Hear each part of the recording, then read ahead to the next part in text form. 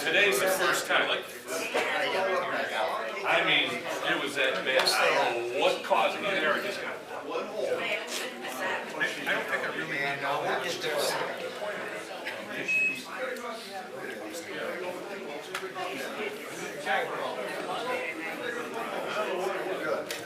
I'm hoping it's gone. How are you? And one thing I think I love seeing is, what'd you say about my wife? This is why I deliver Meals on Wheels. I go to the people this all the time, Meals on Wheels. That's why I get a tip.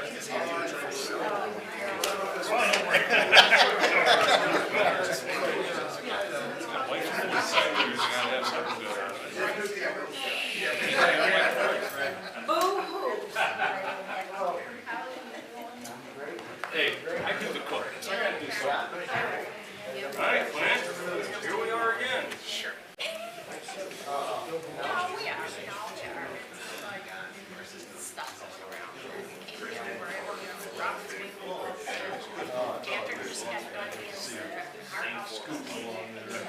you got the soft chair.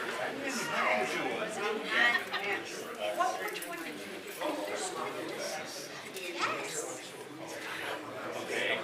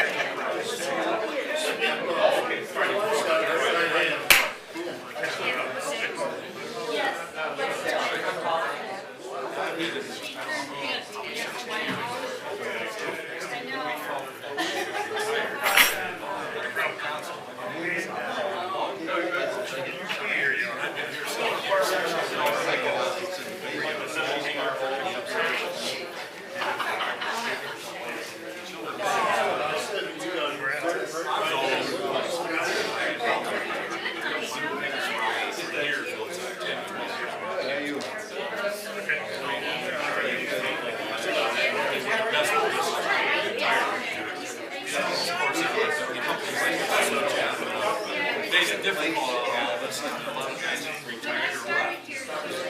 Young, got my ears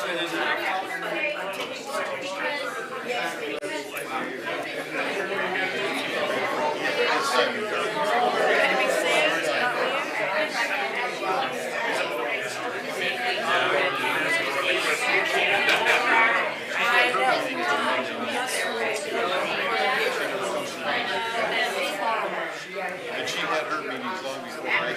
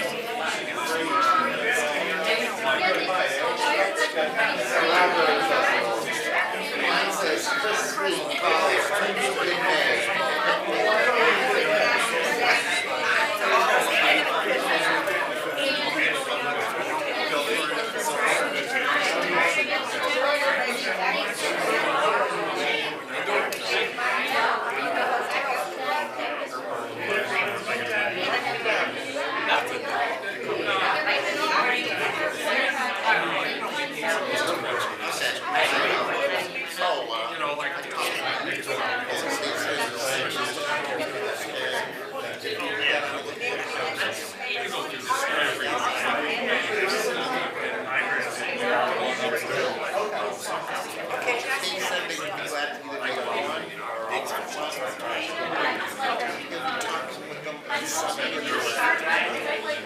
already got 2 minutes. So why wait 2 weeks?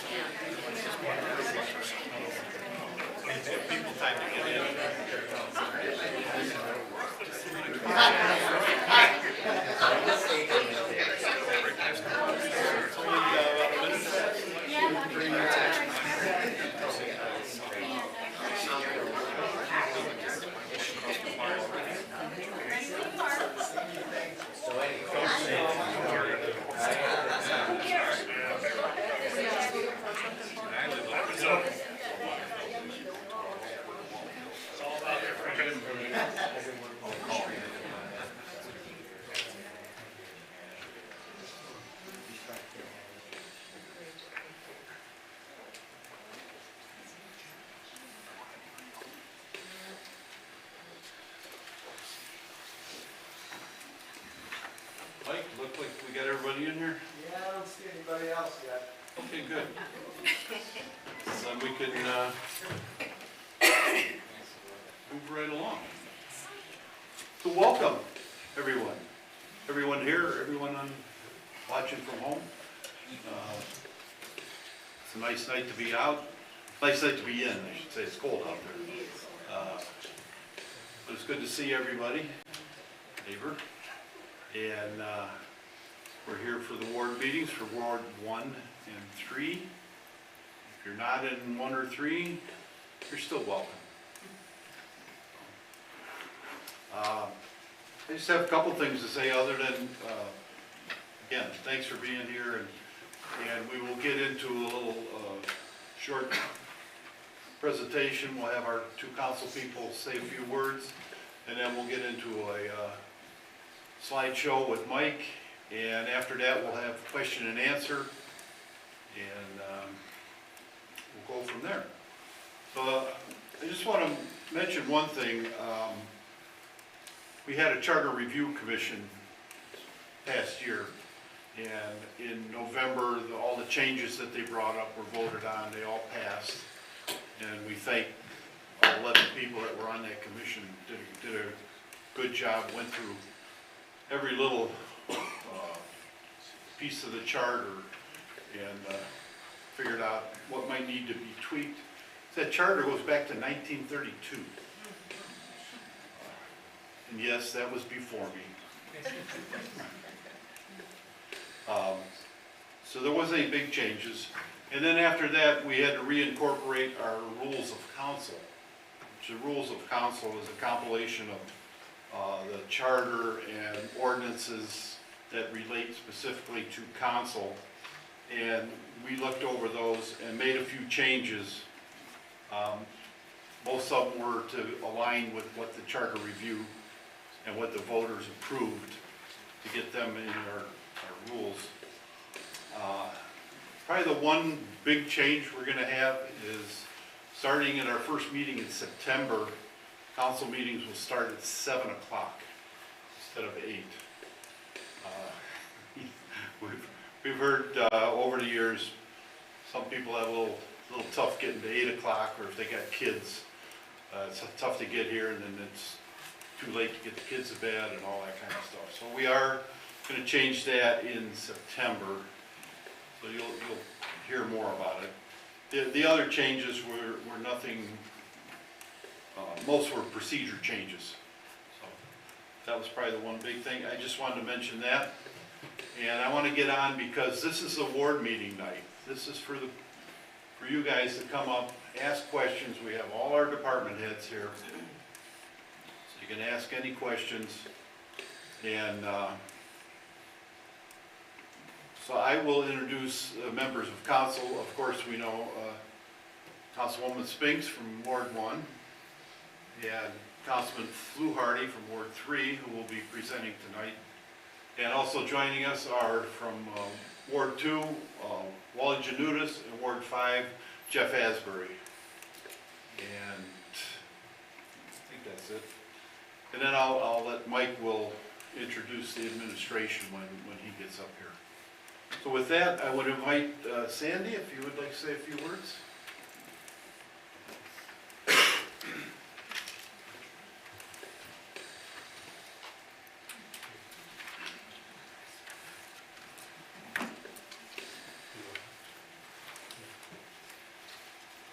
Good evening, everybody, and welcome everybody. It's good to see some of our residents without driving by their house and catching them in the yard. So this is what we've got going on in Ward 1, kind of some few exciting things. I guess if you notice, if you have driven down Rockside or on Center Road, you've seen them very busy at the Metro Medical Office. It's on the corner. You've seen them doing a lot. So they are doing quite a bit of improvements on that building. So that's good to see. There's quite a few doctors in there now. So look for some more stuff coming there, but they're working on it as we're speaking right now. And across from the property, across from the old Mazda dealership, his property has been sold. It is, can't give too much away, but it's going to be something really good. It is auto industry. So that's a good thing that's coming up. Still working and talking to the person that bought the old Chris's Restaurant, who was supposed to open up last April. Things happened, sickness in family, and was not, but he's still, he's done all the renovations, it's ready to open, he's just gotta get employees to get there. So, let's see, busy with a bunch of trees and stuff down during the bad storm we had. So, just had a bad tree taken down, that was on at 57 Dewhurst. There was another one that got struck by lightning. But the only thing is, when our guy goes out, and if there's any green, since we are a tree city, if the tree is not dead or has not been damaged, even though it looks bad, there's a big chunk out of it, if it's got green on it and it's not dead, they won't take it down.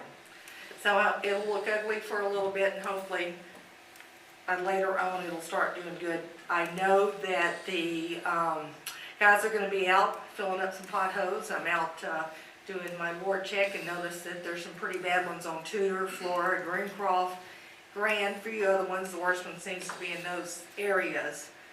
Let's see. The kids camp, the kids Hoop It Up camp, I'm proud to say is coming back this year. It will not be at Ellenwood. I know you're glad. So the part of the end of it, but it'll be working. I'll be working with kids. I have volunteers from all over. They'll be working with young men and women, or young kids, from ages 9 to 17. And I'll be working on just how to be good team players, some skills. And then the end of the camp and stuff, like I said, this is free to the kids because so many kids can't afford. We've got so many camps going on in the summer, but not every parent can afford to do a camp. So I started this several years ago, haven't been able to have it in the last couple of years, so been working with some volunteers and Mike, both Mikes up there, and so that's coming back.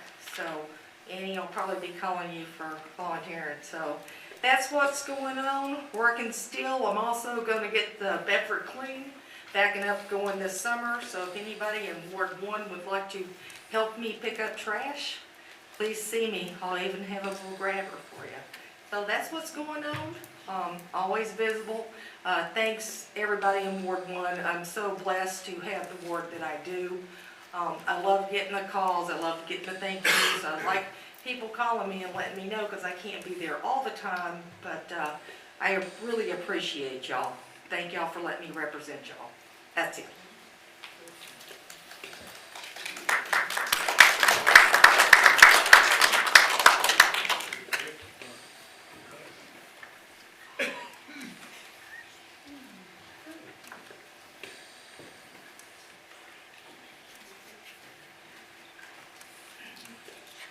Hello, everybody. Glad to see you came tonight for our special award meeting here. In Ward 3, there's a lot of things going on for this time of year. We're going to have some construction with the Northfield Road Bridge is finally getting worked on, and hopefully get a lot of repair work there. And we're paving, of course, Broadway from Maple Border all the way to Oakwood Border through the summer here, so there's going to be a lot of construction going on and a lot of detours and lane changes, let's put it that way. I'm glad to finally hear that we're adding 2 new companies in the Tinkers Creek Commerce. They're building as we're speaking now, and so that's a good sight to have 2 new companies move. Well, one's already been here, they're just relocating. The other one we're getting from Cleveland. So we're getting a new company coming in, so we're glad to hear that we're getting some industry here. Mike, I know you've heard me say Broadway, Northfield Road, that other side of Northfield by Forbes all the way to the bridge. If we can get something done to that. I've had more calls lately on that. It's like driving through Iraq is the way they put it to me. It needs to be addressed. I know you've gotten probably a couple calls. I don't know if we can patch it again or what, but it would definitely help. So it's a lot of stuff going on in just a little area of Ward 3. It's that time of year. I'm out there now trying to get on people's get their yards done. We haven't had the best weather yet, but I'm working on that too, to get things done in the ward as far as getting it in shape as far as looking better. We deal with this every year. But other than that, the biggest thing is the construction is gonna be going on, so just be patient, and progress is good. That's all I can say. Thank you.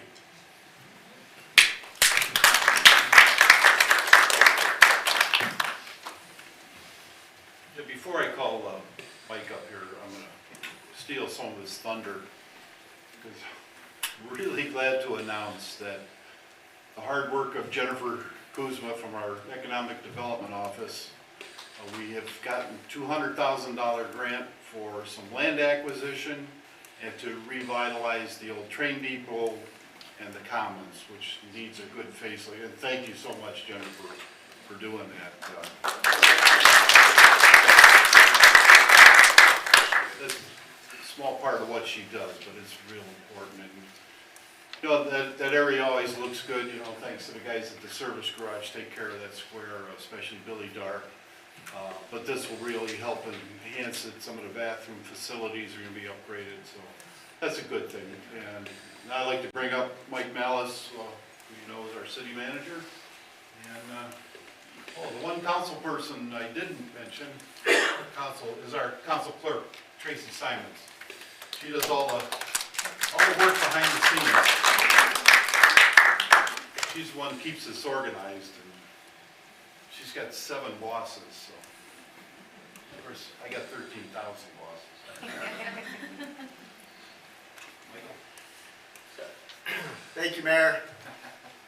Appreciate that, and thank you for everyone that came here tonight and that is tuning in this evening. Before I get started, I want to acknowledge everyone behind me. And they're the ones that really put in a tremendous amount of work. And that's where some of the fruition that we're going to talk about, the projects that we're going to be talking about, it's going to be very busy this year in a good way. It's because of all of their hard work. We operate as a team. And for those of you that don't know, we had a lot of transition last year. We had a number of different retirements, employees that were here for a very long time, over 30 years, and we didn't miss a beat. We either brought individuals in from the outside or promoted within. And again, continue to see progress, and I want to take a minute and introduce all of them. Obviously, Jennifer Kuzma with Economic Development. She also serves as Executive Director of the First Suburbs. So she is very, very busy. Clint Beller, our Service Director. Chief Nagy in the Fire Department. Mike Callahan in Parks and Recreation. Mike took over, for those of you that don't remember, Aaron Fatch. Aaron was our Director for about 5 years, and he took a position out on the west side. Mike was our assistant, and we wouldn't let him leave. We moved him up, and we were fortunate enough to bring on Bob Plisky, who came to Bedford. He's a resident here in Bedford. Worked for a couple years in a community on the west side, and great to have him here. He brings a lot of insight, specifically in regards to aquatics, and it was the right time, considering what we're going through down at the pool and our pool house renovations. So welcome, Bob. The police chief, Marty Stemple. We have, Tracy was introduced. Jennifer Hollins, our finance director. Jennifer took over for, if you recall, Frank Ambosi. Frank was here for a couple years, and Frank retired last year, and Jennifer served as his assistant and was promoted from within. And Michael Greer. Michael is our new building commissioner. Michael also, he came to us from the west side. He's been on board about a month almost. And he's also serving in that capacity as well with the city of Brooklyn. I don't know if you were able to pick up on the article. Cleveland.com did an article about shared services. And when our building commissioner retired, we, at the time, Mayor Gallagher, who was with Brooklyn, she has now moved on to the cabinet of county executive. They were in the same boat. They were looking for a building commissioner. Had a very hard time finding applicants. We put our heads together. We figured out how can we share services. And we were able to come to an agreement, we advertised, and we were lucky enough to have Mike. And I think I got everybody. Hope I didn't miss anyone. But I will be very, as quick as possible. I want to touch on some of the highlights, some of where we were last year. As you can see, from the financial side of things, we concluded last year with over $3 million in our cash balances in our general fund. That does not count the $5.8 or $5.4 million that we have in our reserves. And that is very important. Obviously, we built those funds up knowing what we're going to experience this year, right? We are going to experience a loss, and that is directly a result of Bedford Hospital, UH. And that decision to close. That decision came last year. They equate to roughly $1 million in income tax to the city. Are we going to lose $1 million? We're not. They are going to retain services there. There isn't a whole lot, and I wish I could. Trust me, I know the mayor wishes he could get into it. Being that it's being litigated right now, there's only so much that we can say. But I think what should be said is we're optimistic that we're going to be able to share some positive news by this summer. We've had very extensive dialogue with the UH's attorneys, as well as Judge Greer. Judge has been very sensitive to the topic of Bedford Hospital closing. We do know that UH does plan to remain in the medical office building. They are going to have doctors there. They're going to have lab services there. Beyond that, there isn't a whole lot, but stay tuned. We're optimistic. There's been some positive discussions, and hopefully we'll be able to share some of that in the very near future. I will say our primary focus, and that is from City Council, Mayor Kochi, the administration, I know Chief Nagy, it is to find a way to bring back 24-hour emergency room services. That has been our #1 goal, and we're not veering from that goal. That's what we want to see come back here. And again, we'll continue to share updates as they become available. As far as our operations, we're going to continue to look at any vacancy or any ways that we could get creative in how we conduct our operations so they're as efficient and effective as possible. We want to see increased services, and if there's a better way to do it, we have a team that are always bringing ideas to the table. As far as some of the things this year, news and initiatives, I will go pretty quickly. I know Councilman Fluharty mentioned Tinkers Creek Commerce Park. I won't get into all the heavy lifting that occurred, but there was a lot of heavy lifting. Frank Gambosi, Jennifer, John Montello, our law director, and Jennifer Kuzma, they did the majority of it. And we were able, technically right now, we own all of that land. We acquired it at no cost to the city. Jen worked to identify those 2 companies. One of those is Lakeshore Electric, which is on Willis Street. Lakeshore has about 50 employees. They're bursting at the seams. It's why you can see that we're allowing them to park on some of the gravel area that's our property because they have nowhere for their employees.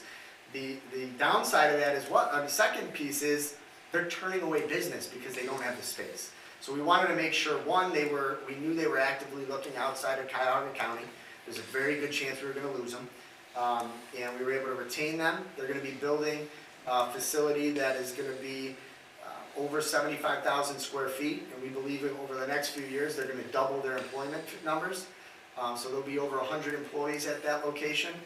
And then Cleveland Tank and Supply, which is a manufacturer out of Cleveland, they're going to be building a facility in Tinkers Creek Commerce Park as well. Both of those transactions are set to close first week of May.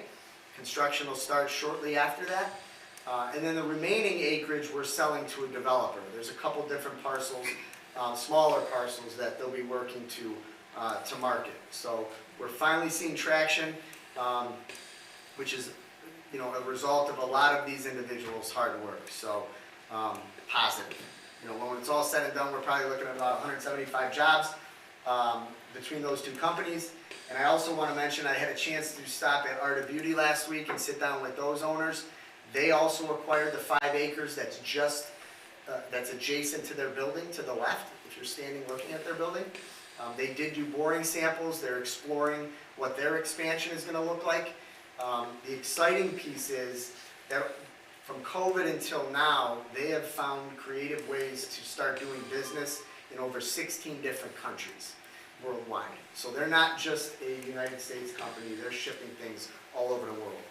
So we're excited for that expansion.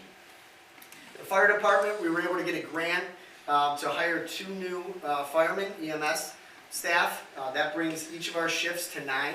Our goal is to be able to run 2 squads as much as possible. And again, both of those grants, that was 100%, costing the city very little bit amount of money. 100% of their salaries covered by the federal grant. The Railway Safety Act, and I want to just touch on this real quickly. You know, we fielded some questions at some council meetings. I've spoken to some residents following what happened in southern Ohio with the rail derailment. You know, we have 2 lines going through Bedford. You know, are we prepared for something like that? I will tell you, between the chiefs and myself, you know, there's steps that would be taken in an emergency situation like that. Primarily Chief Nagy and our communication with Cuyahoga County Office of Emergency Management. There are processes that we would take. Do we hope it never gets that? Absolutely, we don't want that to happen. But we also have to be prepared for that with having 2 rail lines going through town. We won't lie. Are we told what gets transported through here? We're not. We're not notified of any of that. What I will say is what that says. The Railway Safety Act this year was a bipartisan bill presented by Governor Senator Sherrod Brown and J.D. Vance. It's a long list of items that are the rails will be required to do. Some of those are notifying local communities when they are transporting hazardous materials through our town. Some of the other ones are the length of the trains, the weight of the trains, route, speed restrictions. But the one thing that was very important that we talked about was reducing and eliminating altogether the blocking of crossings. That is something that we've fought for here in Bedford for many years. As the mayor always said, there's government, then there's God, and then there's the railroad, right? It's very hard to deal with the railroad. But we're optimistic that this act will change some of that. Mayors and Managers Association was involved in communicating with those senators and talking about some of the challenges that we have, and we were excited to see that this bill go through Columbus. The police department, obviously we've implemented body cameras, dash cameras, you know, very helpful. I think they're tremendous, not only for the officers, I think they're tremendous for the public. Great add to the department to have that resource. And we also have installed, was it 16 or 14? 16 flock cameras. Flock cameras, recently you've seen some of the communities on the west side install some of them. Ours have been up and running for months. They're installed at all of the entrances, the majority of the entrances of Bedford. They're the black poles with a little solar panel up there. Those are cameras that are specifically geared towards, they can read your license plate and they will track through Flock's overall system. So if somebody committed a crime in, let's say it happened in Bedford, and we go and we got that camera and we see that license plate and we enter it into that system, if that vehicle pings on a Flock camera out in Bay Village, we can identify that. I will tell you, it's already helped us solve a couple of different crimes, and you know, thank you to City Council and the Mayor for supporting that.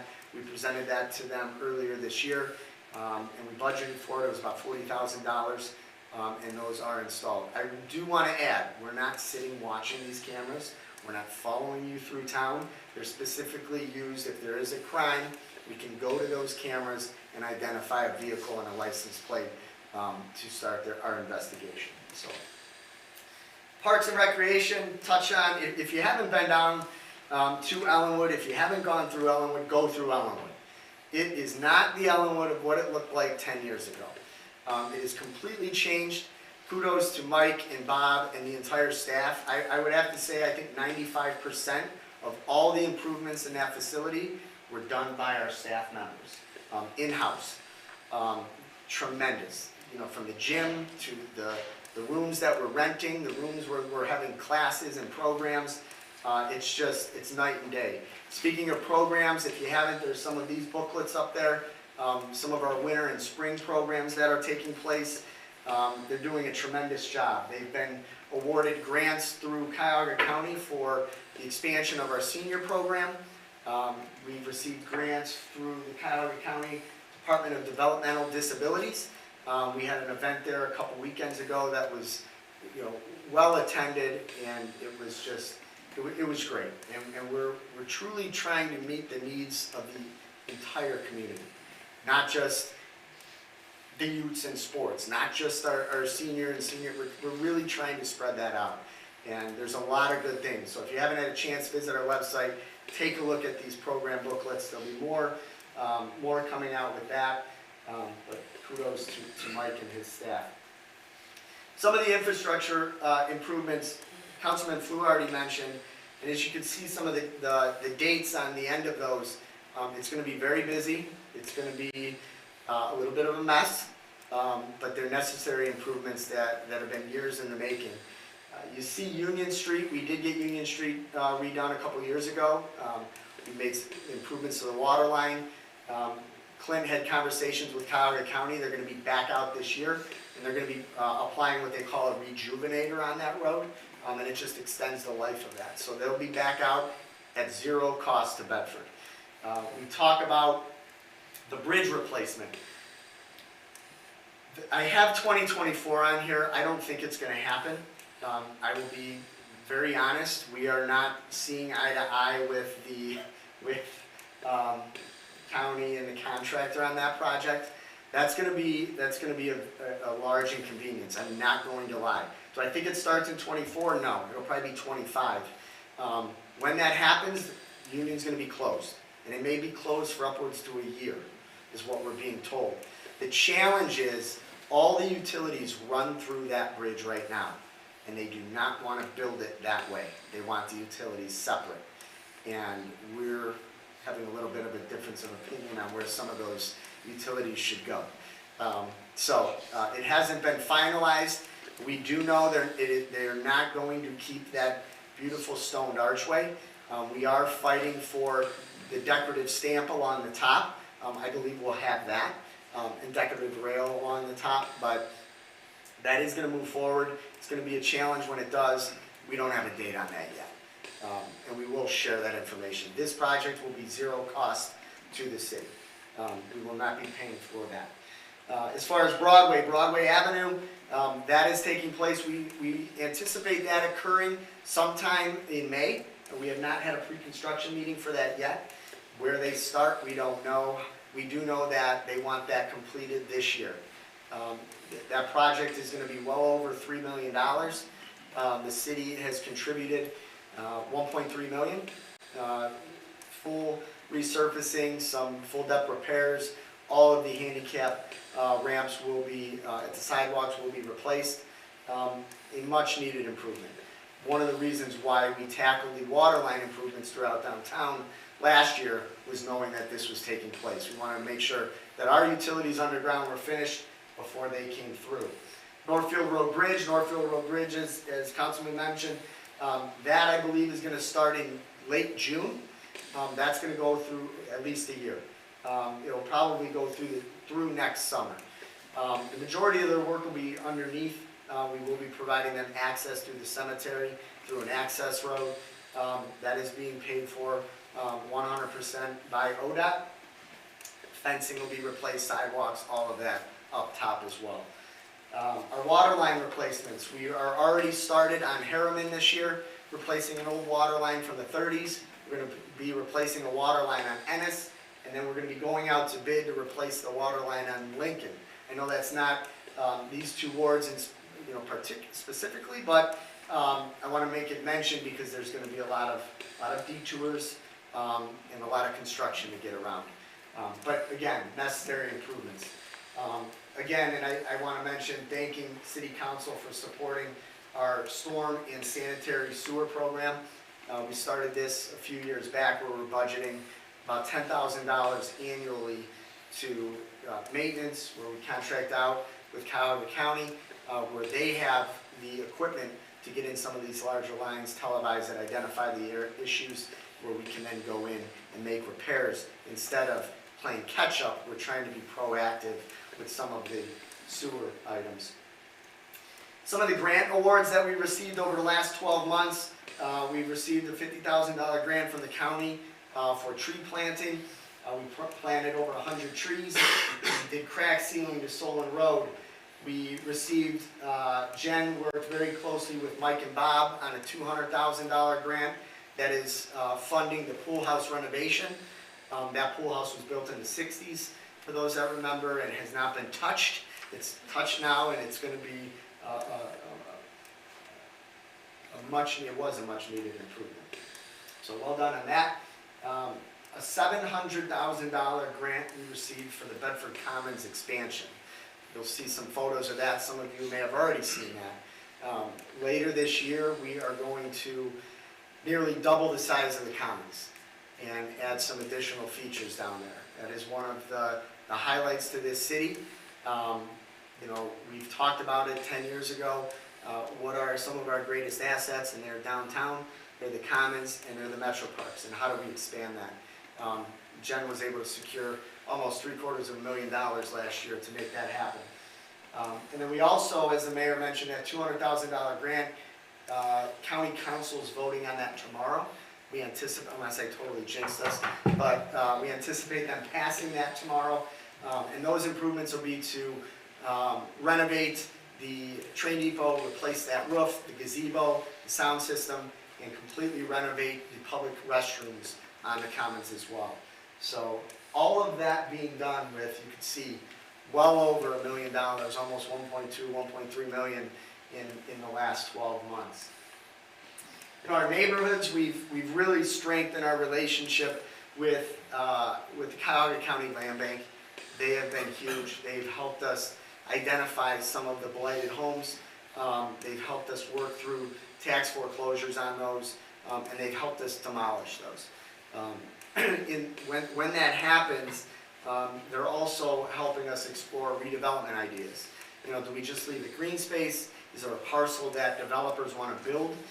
Which we do anticipate a couple of different parcels being built on this year with new home construction. And we hope to have an announcement in that in the coming months. But they've been a huge partner. And I can honestly say that if it wasn't for the County Land Bank, Tinkers Creek Commerce Park would not be where it is today. We needed another partner there, and they stepped up and were there to help. So great job. I know one of the concerns, Chief and I talk about it, you know, the quality of life concerns, the parking, the speeding, you know, we're aware of some of that. Chief, do you want to just mention real briefly some of the stats? Because our guys are on it as far as citations and tickets. Yeah, just to let everybody know, our officers are a lot more active in recent times since we came out of COVID. So just some numbers, for the year 2022 compared to the previous year, our traffic stops increased from 2,800 to over 4,000. Our parking citations increased from 670 to 820. So like I said, there's a lot more activity. Officers are out there in the neighborhoods more. And so far this year, we're on pace to more than double our traffic and parking enforcement. So we're trying to keep the neighborhoods safe and a pleasant place to live. So I know that's a very big concern for everyone, so we're doing our part. Thanks, Chief. Just touching on some of the things in some of the neighborhoods, Zelia, they're continuing to expand. You know, when you look at that overall site in, I believe it was early 2016, you know, the other company closed in 2014. When Zelia acquired that facility, that site had just under 50 employees. Right now, Zelia is just about 400. If you add in Hikma, the site is employing over 500 employees, and they're continuing to grow. So that's a great partner.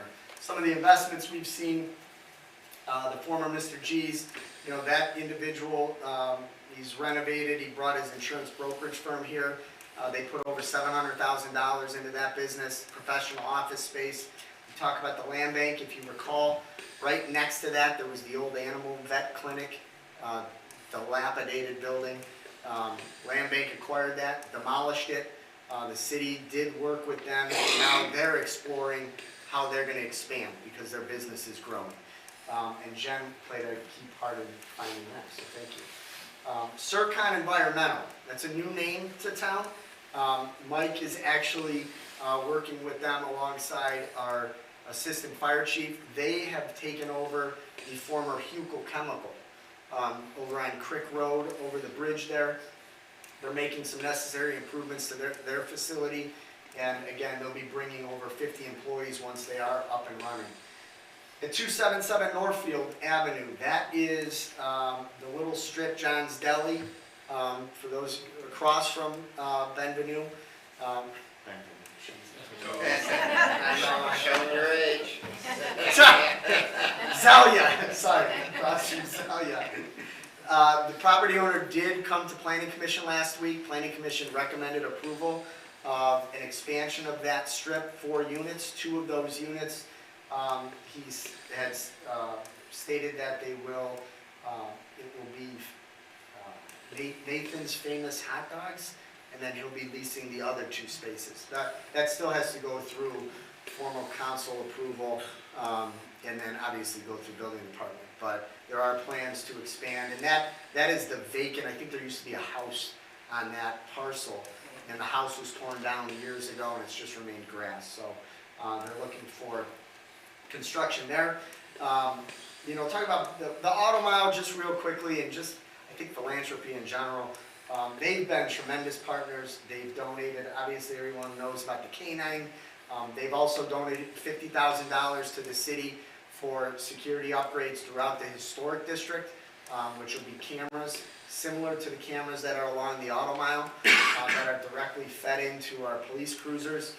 They've also contributed some dollars to the Commons expansion, and just overall, just great partners. I also want to mention the generous donation we received last year from former Councilwoman Heather Rhodes.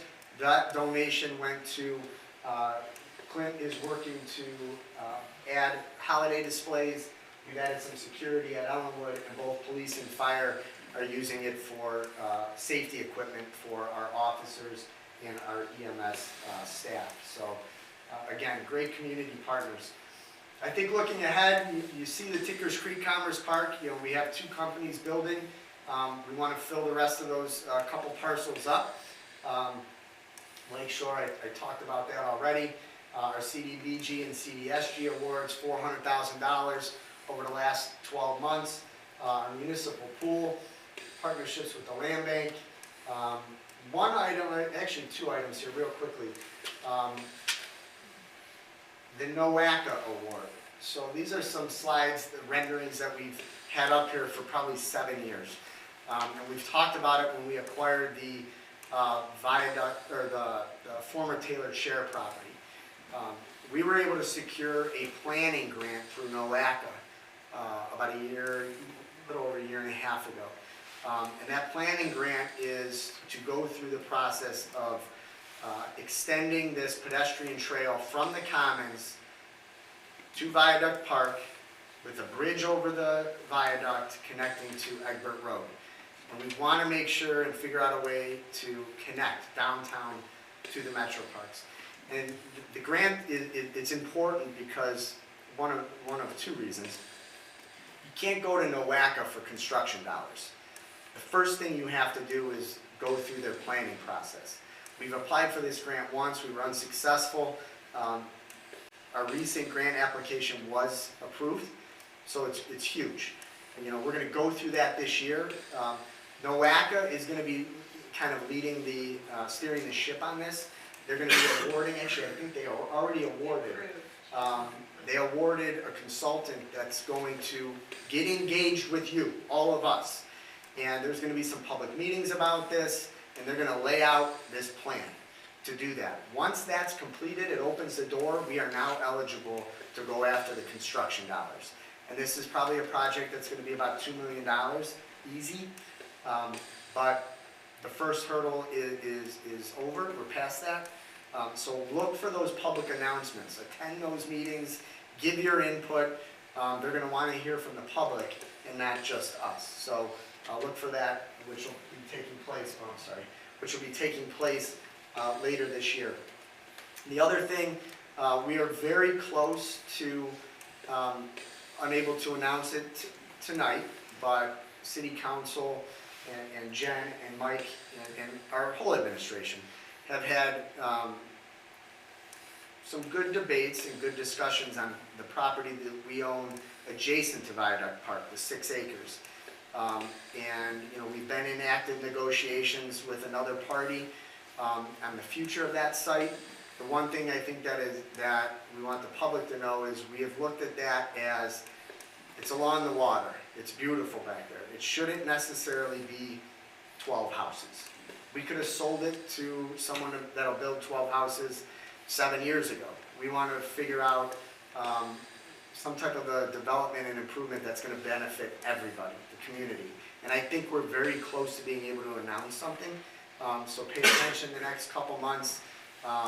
Council will hopefully have something to vote on in the very near future. So kudos to everybody that's been involved in that. We talked about the commons. This is something that honestly we threw out there about 3 years ago, and we really just started, you know, what can we do to improve, you know, our space downtown?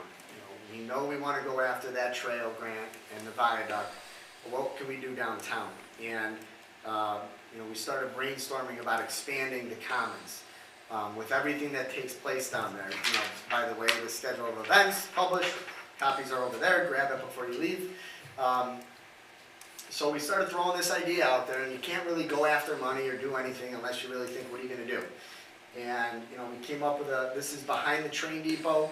You know, this is tentative. Right now we're finalizing some other plans that we'll be presenting to City Council and having more discussions with the community. But it expands the space. There's a water feature there. It gives us the ability that when that area is decorated with holiday lights, to have an ice feature there to where individuals can go out there and skate if they want. All of that will be directly tied into the trail going to the Metro Parks. So once we had that, we're like, okay, well, how are we going to do that? That's going to be a substantial lift. It's going to be, you know, close to $750,000 to $1 million. And then Jen was able to secure the $700,000 last year. And now we're buttoning up. When you add in the Auto Miles donation, we're about there. So once we finalize these plans, we'll be going out to bid later this year and hopefully have some shovels in the ground with everybody later this fall, with the goal of having this project completed and the commons upgraded when you tie into some of the other improvements, you know, the gazebo and the depot, the restrooms. I think that's a space that all of us can be proud of, and how do we make that better? Anything can be made better, right? I think this will be it'll be a benefit to the entire community. I think it'll help the business as well, and give a feature where the public can go down there in the wintertime as well and enjoy themselves. So that is on the horizon. A couple other things real quickly. Everybody probably received this Good Neighbor Guide. This is something that we had about a decade ago. We've put that out as a friendly reminder. Actually received a lot of positive feedback on that. As well as, I know Councilwoman Spinks mentioned Metro, and everybody probably received something like that. There was a mailing that went out to all the addresses. I have a copy of that. We made some copies that are up here. Primary caregivers, labs, all of that is available at their location. They're here, they're in Bedford, they're ready to serve. Sometimes we lose track of that, and they want to make sure that we're not losing track of that they're here in Bedford. So if you want to grab one of those at the end of the meeting as well, you may have already received that. But With that being said, that's all I have. I appreciate everybody coming this evening. We'll open it up to questions, and thank you.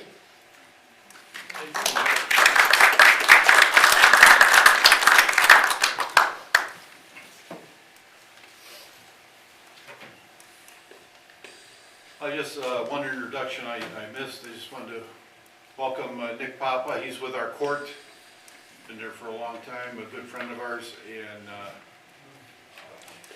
stop and say hi to Nick later. So we will get to questions, and what we like to do is, one side will get a question, then the other side, just kind of keep things moving. One question per person.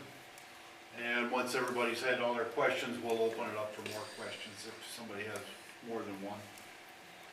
So, anybody would like to start? Yes, ma'am. You might not have the answer to this yet, but I'm gonna ask. When you do the Broadway resurfacing, are you gonna do it similarly to the way the water lines were done, so that the majority of the work is done at night? And is it going to affect the festivals? That's, Yeah. remember, it's a state Sorry. project. It's a state project. Now, Right. we can request certain stuff, whether they will do that, who knows? And they're aware of, we have stuff going on, Okay. so, Like, businesses that need the road? yeah, they're gonna try to be accommodating, and it's one of the reasons we got all that work done last year, Right. because that would have really complicated the project for, coming project. So, just to add to that, if it was our project, I think we'd have a little more say. I mean, it is an ODOT project. It's not gonna take place in the evening. One, I don't believe they would have done that, but two, it would have substantially driven up the cost. Substantially. Being that if you did it like overnight. As far as traffic, they have to maintain traffic. Broadway will not be closed. Part of the reason why we did ours overnight is we wanted to close Broadway in some of those sections because we had to make those truck crosscuts, and we would not do that to the downtown businesses. We talked about that. They're not going to be closing Broadway, so they have to maintain traffic. And as far as businesses, if there's any concerns, and we'll know more, I think, when we have our pre-con meeting. But we'll bring up, Clint does a great job when we deal with contractors of listen, we have this going on, that going on. There's a concern about the festivals. We've talked about Memorial Day parade. Hopefully they don't start that, we'll see. And I would imagine that pre-construction meeting will take place in the next 2 to 3 weeks. ODOT did award the contract, and it was awarded to Shelley is the contractor. So we'll know more soon. This side, yes. When are the rules in this lovely little pamphlet going to be followed, addressed by our police department, so on and so on? You got a lot of them here that aren't done, and they haven't been done for years. Thank you. If there's some They're specific concern, continually doing it, but if you got something specific, you can either talk to us after, or you can bring it up now, whatever. Okay, I'll go with an easy one. What about the dogs on the leashes? If my dog has to be on a leash, I feel my neighbor's dog does too. We got 3 shepherds on the corner of Justin and Fall Street. People are afraid to walk there because they let them out, there's no fence, there's no leash. Well, if we He get calls walks them about, without a leash. if we get calls about that, our animal warden will I respond. spoke with Mr. Fluharty about this, he knows. If we get calls from it, about those, our animal warden will respond, or our officers will respond. And then I'll call you tomorrow when the dogs are out running around. You can do that. No, really, I'm serious. A lot of people are afraid of dogs. I'm not. But you got people that are walking up and down the street that have to cross the street in order to get away from the dogs. That's the thing, if we get calls on it, we will respond. and Absolutely. address it. Call- A lot of call. people will see things like that and won't call us, but we encourage people to call us. because Well, you'll get a phone call because it happens every day. I mean, like I said, no leash, he just walks them on the whatever and that's it. No, I gotta put mine on a leash and so does everybody else in this room. Okay, I have another question later. Yes. Expansion of the commons, you're going to eliminate a parking lot. You're going to do anything to replace it? You know, it's really hard to find a close place to park when there are activities on the common. So we still have the one lot, it's not directly behind it, but the lot right to the right. Which is very small. It is a city lot, but we are gonna be able to announce hopefully soon the addition of another municipal parking lot. Okay. Yes. Thanks. Something that we took into consideration when we talked about this. And there were a few locations we were looking at, and we'll be able to announce soon, the additional lot.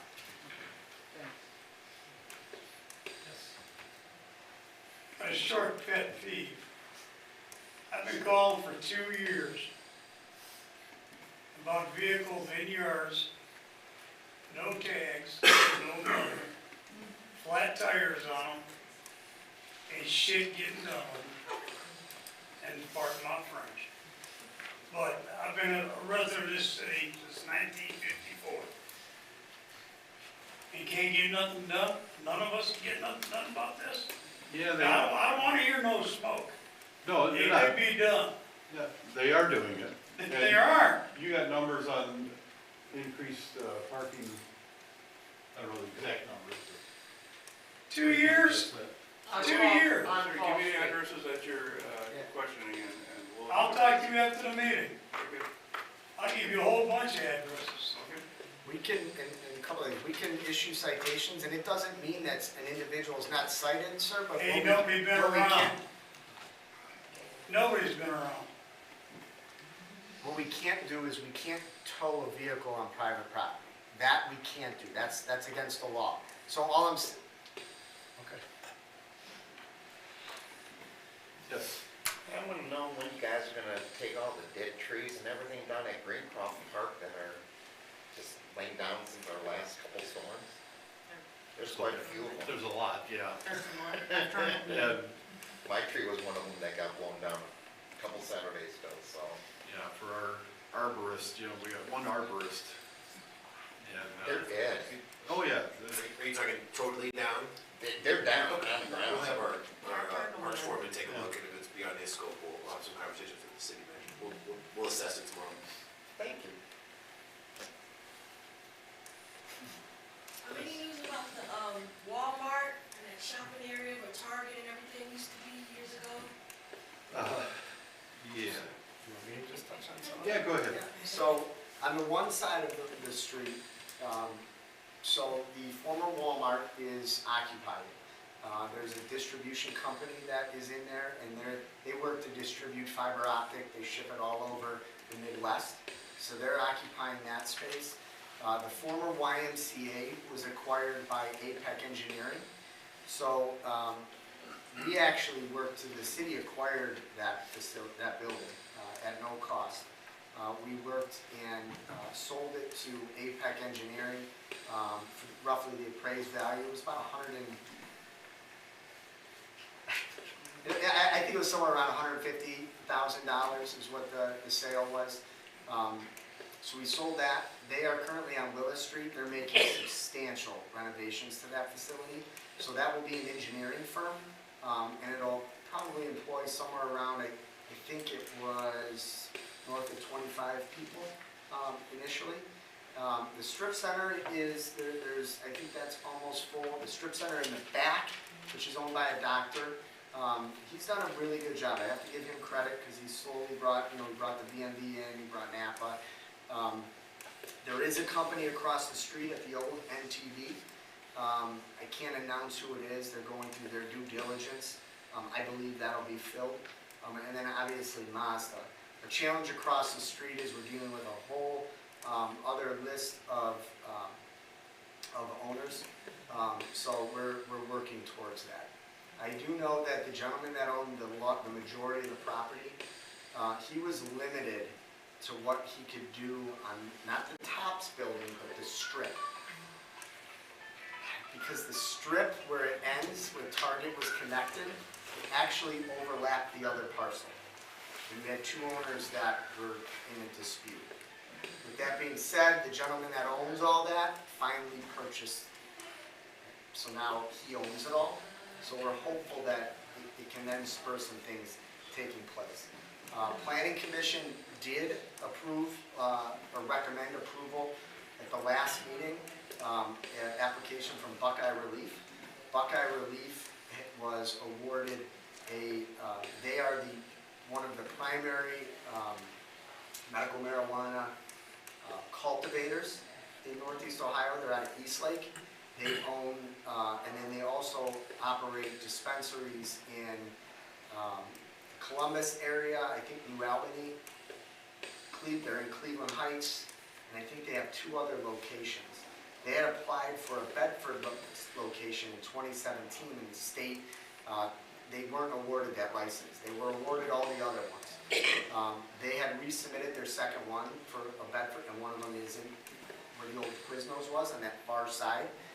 And they were granted. They came in front of Planning Commission last week. Planning Commission recommended approval of that. And then there were a lot of questions that went through that. Obviously, they employ about 20, I think they said 27 individuals. Their head of security, and they've never in the 6 years that they've been operating have had an issue at any of their locations. But the individual that's head of their security was a former Secret Service agent. They've been approved through the State Board of Pharmacy. If they would ultimately get approval from City Council and open that site, obviously there's 27 employees that are going to pay income tax. But City Council and the administration in 2018, we drafted rules and regulations for those operations. And one of those regulations is, on year one, they have to pay the city $25,000 fee to operate that facility. And then every year after that, they have to pay an additional $15,000. So that will probably generate somewhere close to $50,000 annually for the city. But I would imagine things will start slowly happening on that side of the street. Retail is a challenge, I'm going to be honest with you. I mean, it's, we look at it as, it's a small business, light industry, commercial. You see on the news yesterday, Bed Bath & Beyond is closing all of it. I mean, retail is, we may get something now, but the odds are that retail business isn't going to be there in 10 years. No restaurants, nothing.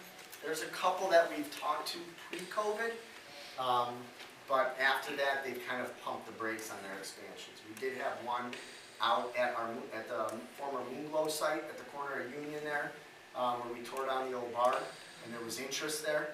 And then he had a location, I think it was in Lakewood, or Ohio City, one of those. And then after the pandemic, he wasn't looking to expand. But we're always trying to. Thank you. Yep.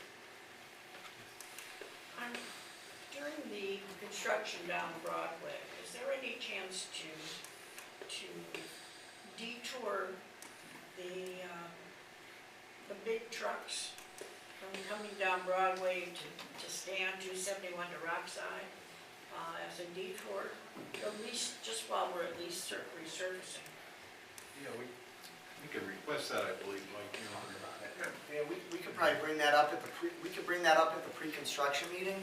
Our detours that we had set up when we did the water lines, we changed where they were at, like Broadway, Forbes, and we could request that, yes. Can't guarantee, but we could request that. I wish we could do it permanently, but it is a state route, so. Speed bumps, Mayor. Slow it all down. Right in front of your house. I will volunteer that. Good. You have one. I'll help with the speed bump thing, I'll be on his side. We need them on Paul Street, really bad. Really, Every really street in bad. town. I live on Archer and it's You know, it's no we've different. done this before, years and years ago, I sat out on my driveway with a radar gun from the city. Nothing ever came about. We wrote down the license plate, the whole bit, nothing was ever done. You've also got school buses racing up and down the street. Number 72 and number 40. Oh, really? Oh, really? Number what, 72 and 40? Yes, and they go up and down John Street. They don't know the stop signs are. Yeah, the one comes off of Justin onto Paul Street and never stops, that's 72. I'll have a conversation with the school bus garage about that. Yeah, I've tried to call the transportation department, they never return your call. The school board doesn't want to talk to you I'll go if there. you do not have kids in the school. I'll go there if I have to. I mean, we graduated from Bedford, we've lived in Bedford all our lives, and we can't get anything done to protect the kids, our grandkids, or great-grandkids at this time. Yeah, that's crazy. It's ridiculous. And I'm sure most of us in here have grandchildren. So one thing I didn't notice on your list of accomplishments, recently I've seen popped up all over the place, a bunch of the flashy stop signs. Are those permanent? Are they gonna be everywhere? Are they targeted to specific locations? So they're not gonna be everywhere. We talked with, I had conversations with the police department last year on some of our streets that just habitually, where we've had some issues. We acquired those at the end of last year, and put those up. I don't wanna say that we're gonna add them in other locations. I mean, we're gonna look at that. We're looking at any, traffic enforcement, safety things that we can do. In a perfect world, we could sit an officer at that street all day long. Unfortunately, with the amount of calls that we're responding to, we can't do that. But anything that we can do to help, we'll do that. One of the other things, we acquired, I think close to 20, we replaced them all at the cemetery, but we have about 20 locations throughout town where we're gonna be adding additional receptacles, which Kimball will collect in some of the areas that we find a lot of litter. Doesn't mean that those throwing stuff are gonna put it in the trash receptacle, but if there's something there, the hope is that they'll be utilized. So we made some of those purchases at the end of last year, and those will be going up as well. All right, thank you. Yes, sir. That's a perfect segue. So the Bedford Clean project that I heard Sandy Spink speaking about, is that something that's just in Ward 1, or is that gonna be throughout Bedford? Because periodically, you drive through communities, it is a lot of litter. Sometimes it's in front of businesses, especially along Rockside, different areas. So is that something that's gonna be community-wide, or is that just Ward 1? Well, part of, I talked to a couple of our local ministers that were doing a cleanup project, and they're gonna reinstitute that this year, and they do it in different areas all around the city. The other thing is, when that was started for just for Ward 1. One of the things that we had success with pre-COVID, we did have them out a couple times this year, was working with the courts and community diversion. And we would have the youth come that were in court, and we would go out on a Saturday, and some of the areas like Mapledale is constantly a challenge. There's some other locations, and we would go out there with our auxiliary officers and the children, and we would do a cleanup of that. It hasn't been as consistent as we wanted to, and that's a hope that we can maybe get some more consistency in that to help with the litter. But we'll have to work with obviously our police department, our courts, and scheduling wise. Yes. That crosswalk downtown Bedford, the light flashing, people do not stop. You could be in the middle of the crosswalk and people do not stop. They don't. Sir, that's a problem with everything. People just don't seem to care anymore. I drove from my house to the post office and back home, and I went through 2 traffic lights. I saw 4 people run the red light, just didn't even care. We try to do these things. The police are out there to keep an eye on these things. But until people care, it's gonna be difficult. When we catch them, then, the police catch them when they can. Obviously, they can't be everywhere, but it's just such a sad thing. Especially with that US Bank being there, you probably gotta walk across the street. And it's been there a long time. It's not like it's a surprise anymore. The unfortunate thing is, there was a resident that was consistently driving through a stop sign within the same 10 minutes every morning on Ellenwood, every morning. And our officers went out there, sure enough, gave him a ticket, and wouldn't you know, the very next, she did the same thing. Absolutely did the same thing. And she's gonna end up getting another ticket. Somebody's gonna get killed. Exactly. Let's hope it doesn't come to that. Cause I almost got hit in the middle of the walkway. Going to the bank. Yeah. I know, it's horrible that people just don't care and put others in harm's way. My son and I were going somewhere. We were stopped on Solon and Northfield. We had a green light. You know, it gives an arrow and then a green light. So the green light was already on. Guy come across the bridge, he had to be doing 50 miles an hour. Somehow got between all these cars, just kept going. It was so fast, I couldn't get a license, or I'm not even sure what kind of car it was, because it was like, how do you teach people courtesy? That's all we need now, is a little courtesy. It would go a long way on helping a lot of problems. Yes, sir. Question, cameras used to catch speeders. Walton Hills is doing it, is that correct? Is there a problem with the state for Bedford to do that? Well, one of the things they do is whatever they make on the cameras, they take away from the local government funds that the state gives us back. So it's kind of a wash No, I understand. as far as money. Yeah, but you can put a couple of those cameras up on Broadway where we live, you can catch 1 in 10 people going up and down the street. I don't know what other parts, I suppose Northfield Road has the same problem. Because they're state highways, Mayor, is that a problem? With the cameras for the speeding tickets, there's only about 4 or 5 communities in all northeast Ohio that use those.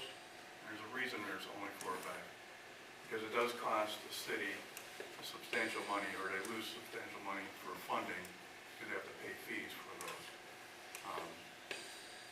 And they've shown it's not really a deterrent for speed, because people don't know they're there until they already get the ticket in the mail. Well, when Maple Heights was doing it 5 years ago, I got a ticket going out to Farmer Jones, the other one coming back from Farmer Jones on the same day. Yeah, They slowed me down right away. That issue with the state and the funding, it just was enacted, I believe, last year. So prior to that, there were more communities doing that. And they did, it was a money grab. They did make quite a bit of money off it initially, but now they find out that the city is actually losing funding when they're using them, so. So from the funding standpoint, about 10 years ago, the city used to get north of $700,000 every year from the state. And that was earmarked as local government fund. Now we get I think it's about $270,000. So that's been cut just overall. The state has made cuts. I will say Governor DeWine has looked for creative ways to increase that. Well, if we were to implement speed cameras, and if we brought in, like Chief said, let's say we brought in $200,000, the state's gonna give us $70,000. What we collect in that, because they're not for that. So we're jeopardizing losing the funds that we're getting now. And with the hope of, maybe we'll start seeing some of that money come back. And we don't wanna lose that because we're collecting it here. Pure gamble. Right. I think, one other thing I just want to add, I know it was brought up before, and it's something that we're going to be talking about, Northfield Road. So obviously that, the state would be responsible for tackling Northfield Road resurfacing. We know there's some issues on Northfield Road, specifically right after the bridge. When you get to Solon Road, it's buckling. When the state does a roadway, the local community is responsible for 20% of that project. When they came to do Broadway, we challenged that and negotiated that percentage to come down to 15, because we believed we made some improvements over the last 20 years, just normal maintenance, and we shouldn't pay the 20%. And they were agreeable to that, so our percentage was reduced. But when you're talking about, for instance, Broadway, well over 3 million, it's 3 million, 3 point whatever. Our share's 1.2 million. And we're in a position, obviously, we're utilizing our road program funds, we're utilizing the small amount of money we receive from ARPA dollars and grant dollars to do Broadway. I'll be honest, if ODOT came to us and said, let's do Northfield Road next year, we'd have to get really creative in how we would come up with our percentage. With that being said, we're looking at ways and other funding opportunities that we can go after to secure our match. Because we know that's gonna have to get done sooner or later. Well, how are we gonna pay? They're gonna want us to pay 20%. We'll argue and say, hey, it should only be 10, maybe we settle for 15, but the city's gonna have to come up with a substantial amount of money to get that road done. We know that, we're gonna go after funding, but I just wanted to throw that out there that. Well, the Northfield Road part that's under this, and under duress is from the bridge going to the Walton Hills line, is that correct? No, it's actually, the worst part is near Solon Road. The intersection. Well, that's from the bridge, Going north. south, No, the real bad part's going north. okay. By giant. It's all. We're mostly saying from the same thing, yeah. The garbage trucks. Yeah. The boom, boom, boom, boom, boom. Yeah, that's right. Yeah, you don't need a map to tell you where you're at. You when you look get at your teeth, yeah. Here? I'll say something. Okay. Okay. I've been staying with my mom for about 4 years now on Grand Boulevard, and coming back there after having not lived there for 4 years, I just can't believe how bad that street is, as far as speeding, car carriers, trucks. I mean, it's crazy. You should see it like at rush time. It's terrible. And I just think something has to be done besides flashing lights and no truck sign that nobody looks at anyway. And when I see that no truck sign, they're already turning into the street when you see the no truck sign, so they're already on the street. But it's bad. I can't believe how bad it is. We're aware that that's been one of the major problems in our city as far as Yeah. traffic Yeah. and trucks. Put that on Fall Speeds. Street. And we're getting our officers out there as much as we can. There's only so much we can do with what we have. But I did send a third officer to motorcycle operators class. So now we have 3 motorcycle operators. And our motorcycle unit is just for traffic enforcement. So in the nice weather, you're gonna see them out there more. And that's one of the areas on their radar for sure. So what can we do about these trucks though? I mean, this is, They- they come barreling down that street, and there's always cars parked on the side, and it's crazy. It's crazy. The car haulers will work to address that. I mean, we have a very good rapport with the auto dealers. Sometimes they're not aware of that when Well, they're it's not the delivering. regular auto, it's just that one at the end of the street, you know. We'll work to have some Yeah. continued discussions with them. I mean, I go by and I yell at them all the time, going, put her up, put her up. I do, I guess. Well, I'll try that too. I mean, No, yeah, but they just look at me and You better go to I take jail. pictures and everything. I just wish something was done, it's really bad. I will say regarding that, I have seen the police, I live on Londo, on the bottom side of Londo, where one dealership uses our portion of the street to cut through continuously. And I have seen active enforcement over there. Both the officers, they put up some speed traffic cameras there and doing their part. And on early Sunday mornings, I've seen them down there addressing the tow trucks and the car carriers, so. If I'm right, is that one dealership moving down the street a little bit? I don't know.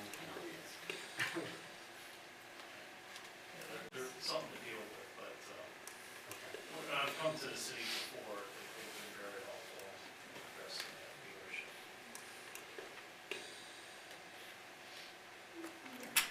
Yes. Yes, with Amtrak traveling through Bedford every morning at 3:30 a.m. Will there ever be a drop-off pickup in Bedford, since it's safer than downtown Cleveland, I think?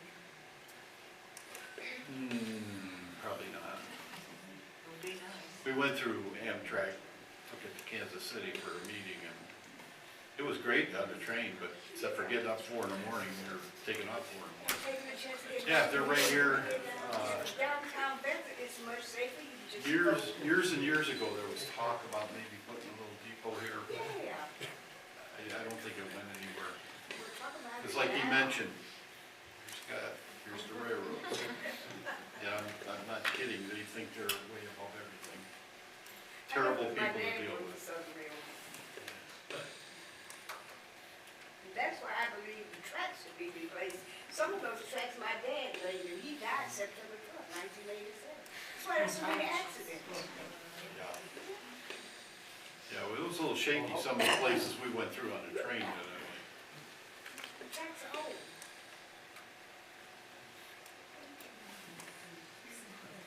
Guess we'll go to our second questions for everybody. Oh, you have one. I just wanted to say, I lived in Bedford for 50 years, and I think it's the best town I've ever been in. Thank you.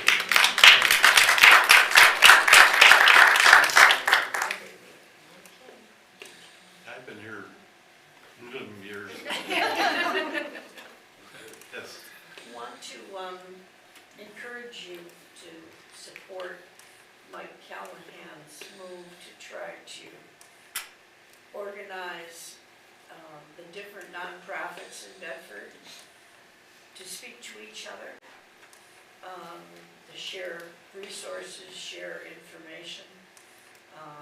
So if you can help give him more time to work on that project, we wanted this for years.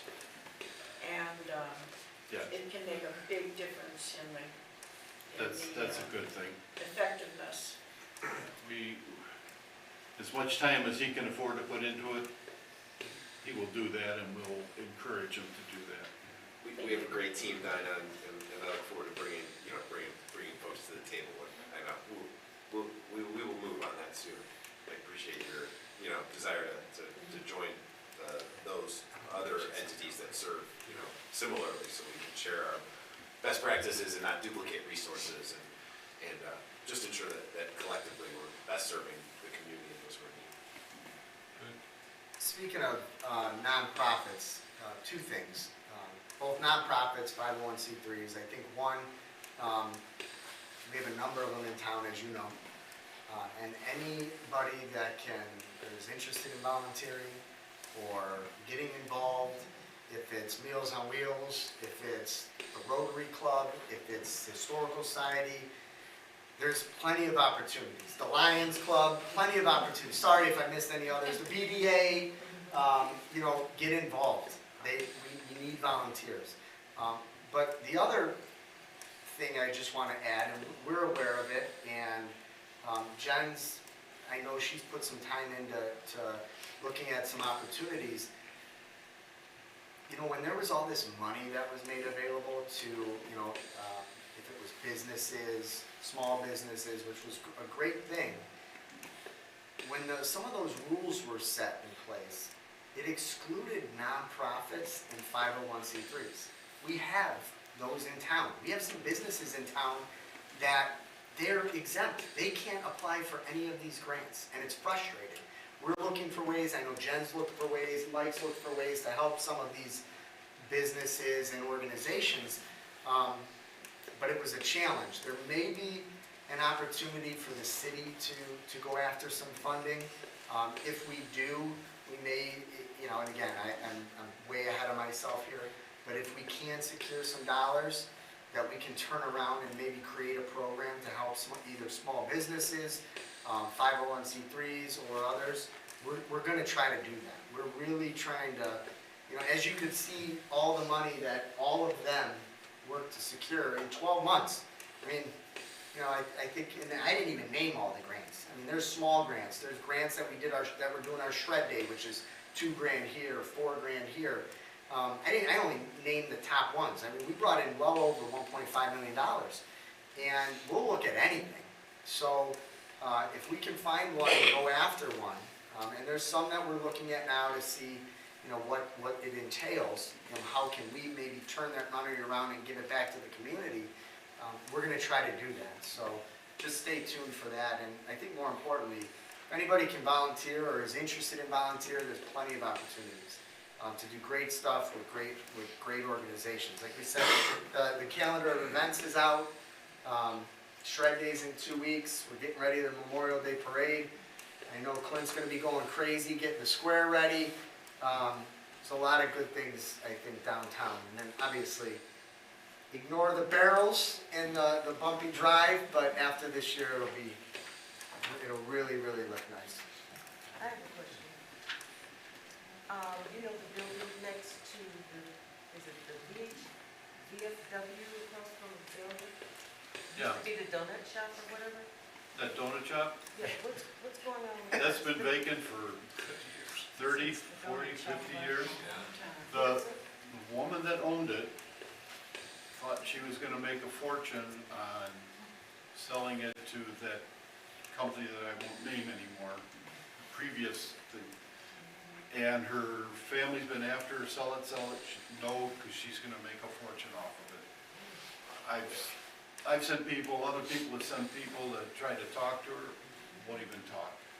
So, Is she still in the neighborhood? she's out of town, Yeah, and that's we've sent nothing you can say. We've sent a couple different businesses that were looking for space, and they're not interested in selling it. I know the building department, about 2 years ago, there were some issues with the saw fits and just general cleanup, and we sent them a notice.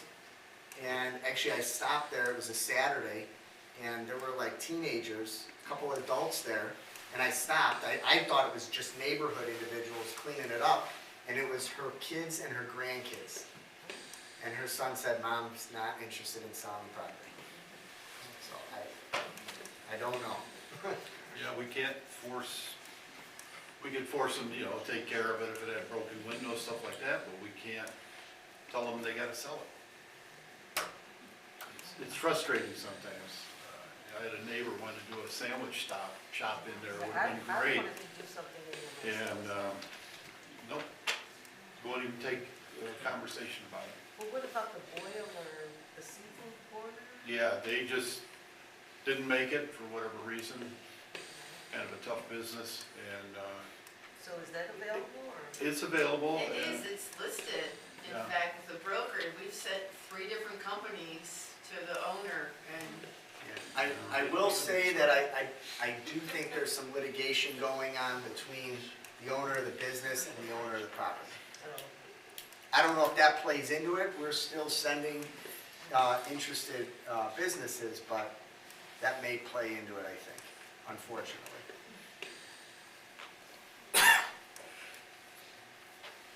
Anybody else?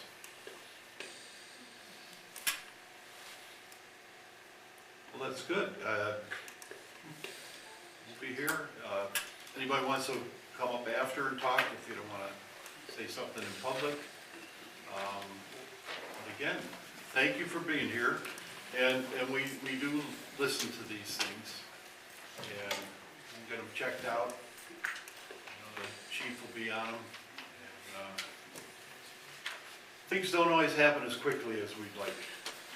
Sometimes it seems real simple. Hey, why don't you just do this? And even my wife said, well, why don't you do this as well? I would like to take care of it, but we can't. We as the city have to play by the rules. The people that don't want to do that, the bad guys, so to speak, they don't have rules. They can do what they want. And we had a house that needed repair, and the building department will go there, cite the guy, and he switched the house into another LLC. And then we as a city have to start all over with this brand new LLC, go through all that stuff. Then they finally get it, he's getting ready to get a court date, sells it to another, which is all him. And he just, he did that for years. But us as a city, we gotta be very careful to do it the right way. So, I would like to ask if, well, you went first, Vic, if you have anything you wanna wrap up here? No, just, everybody's concerned about certain things, the traffic, roads and everything else, like you said. I know when I go through a red light, there's a police officer there, but there isn't ever a police officer or anybody else. But that's just the way it is, and it's just, they can't be everywhere, but they are, we would like to have them out, giving us 100%, that's all we can ask. Thank you. Sandy? I just wanted to ask Chief a question, and I know that I have, every time I come back from NLC, the city summit, because I go to everything that has to do with speeding, traffic, and all that, I go to it because everybody knows for the last, ever since I've been here 16 years, I have complained about Grand Boulevard being the speed. And when I come out of my driveway, I always have to look several times. I usually put my seatbelt on when I stop at the stop sign that's right in front of my driveway. This morning, I saw these cars from nowhere, there was nothing coming. As soon as I pulled out and stopped, 2 cars flew by me. Didn't even attempt to stop. That goes on from 3 o'clock in the morning, and it's everywhere. I know that I had brought some information back from NLC about what's called it's called a speed plate. Speed table, thank you, there's speed plates too. Speed table, and it started out from a council person in Colorado. So the thing is, our big thing about the speed bumps were having the snow plows, not being able to, and then you have to drill down. Where with these speed tables, you don't. I was just on a Zoom meeting 2 weekends ago on one of the boards that I sit on, and they were talking about more and more cities are doing that, because like even in the summer, you'll notice how things expand, how the roads and the potholes and stuff are crazy. Right now, I've been noticing driving around, just not in Ward 1, but everywhere. Is that a possibility that we can, since we can't get the cameras because we're losing, but at least that would cause, the only thing that I heard bad about it was that when you have that, when someone's going very hot, they can ramp and go up, and then that becomes another problem of going into someone's house. That's a concern that we have on Grand, right by Grand and Bexley and Southwick, is we've had someone that almost went into the house in the curb. Yeah. I'm not familiar with the speed tables, but if you want to give me. I can bring you some more information, because I sure have been doing a lot of research on it. I'll research it. And there is grants out there for it, because there's more what they're trying to do. This is a safety first, to try to come up with something, solution, because they have so many, and this is another thing that we talked about at the SNOCA meeting, was the uninsured and unlicensed drivers that are on the streets right now. So you get like what has happened in our city with the phone, with the wrecks and stuff going on the curve right there on Broadway. Then you have an uninsured driver, you have no driver's license. Who do you go after? Now we have to end up doing it. Same thing happened with these wrecks and stuff. So I will be bringing you in. Thanks everybody for all your comments and stuff, because I've been, the speeding is just atrocious. Greencroft this morning got passed at a stop sign. Same thing. Passed me because I stopped. He honked at me and yelled at me because I stopped at the stop sign. Then he flew around on Flora and did not hit the other two. There's kids catching the bus. And all the kids were yelling at him. So thank you for my kids on Flora and Jackson. But they're trying to get license plates and stuff. So thank you all for coming. And we're constantly up here. We are working to try to do something to make our city safer. It's everywhere. I work in Shaker, see it all the time. It's like I close my eyes when I go through a green light, because I don't know if someone's coming or not, because everybody's always running a green light. So, but thank you. Well, thank you all for coming, and you can still contact us. You don't have to wait till the meetings to do that. So, thanks a lot for coming up.